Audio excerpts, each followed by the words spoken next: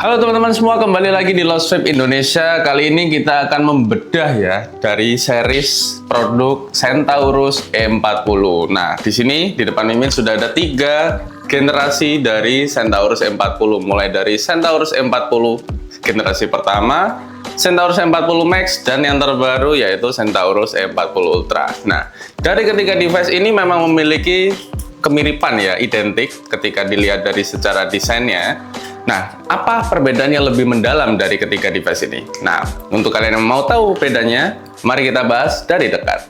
Oke, ini dia tampak dekat dari series E40. Nah, di sini sudah ada gen pertama, E40 Max, dan Centaurus E40 Ultra. Nah, perbedaannya yang paling mencolok apa sih? Nah, kalau misalnya kita lihat dari secara desain memang mirip ya. Tapi kalau kita balik, nah, di sini mulai terlihat perbedaannya. Untuk Centaurus E40 generasi pertama, dia menggunakan mode potensio. Jadi ketika kita ingin meng-setting atau mengatur performanya, itu kita tinggal putar-putar aja untuk knob potensionya.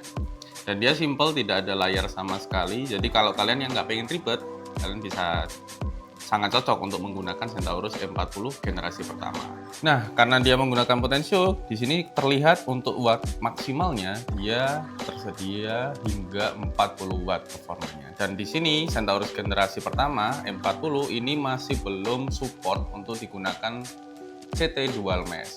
Namun apakah bisa dipasangin CT Dual Mesh? Tetap bisa, namun tidak bisa menggunakan performa maksimal dari CT Dual Mesh tersebut. Jadi hanya berjalan satu mesh saja.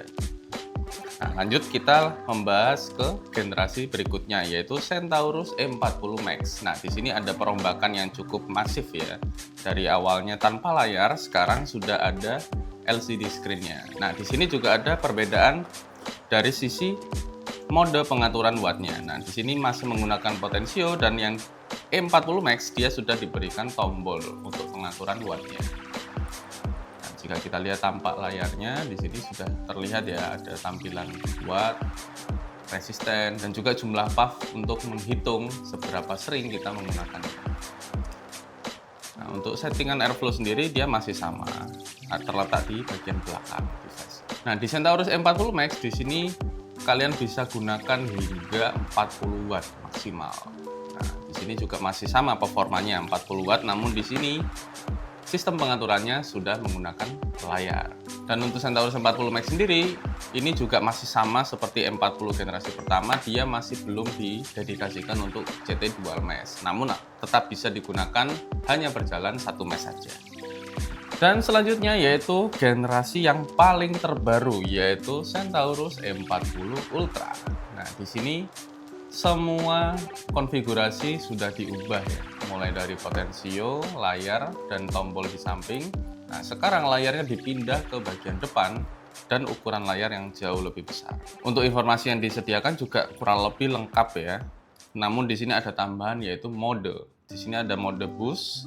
Ini kita bisa setting menjadi mode eco juga kalau kalian ingin hemat baterainya. Nah, namun di sini ada peningkatan yang cukup besar yaitu di maksimal wattnya. Untuk Centaurus E40 Max dia masih 40 watt, dan di E40 Ultra dia sudah di upgrade hingga 45 watt. Dan di Centaurus E40 Ultra ini series E40 yang didedikasikan untuk CT Dual Mesh. Jika kalian ingin menggunakan CT Dual Mesh di platform E40, kalian bisa gunakan E40 Ultra karena di sini chipsetnya sudah didesain support untuk CT Dual Mesh.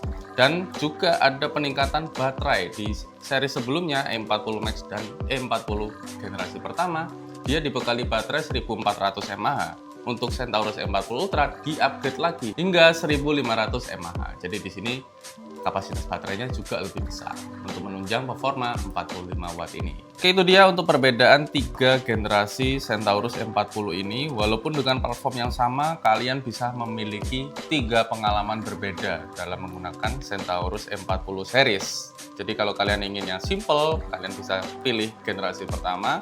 Jika kalian ingin sedikit lebih ngulik, kalian bisa pakai E40 Max. Dan ingin lebih pro lagi, lebih luas lagi untuk nguliknya, kalian bisa gunakan Centaurus E40 Ultra. Nah, berikut ini perbedaan dan bedah dari dekat untuk ketiga generasi Centaurus E40 Ultra. langsung ke kamera utama.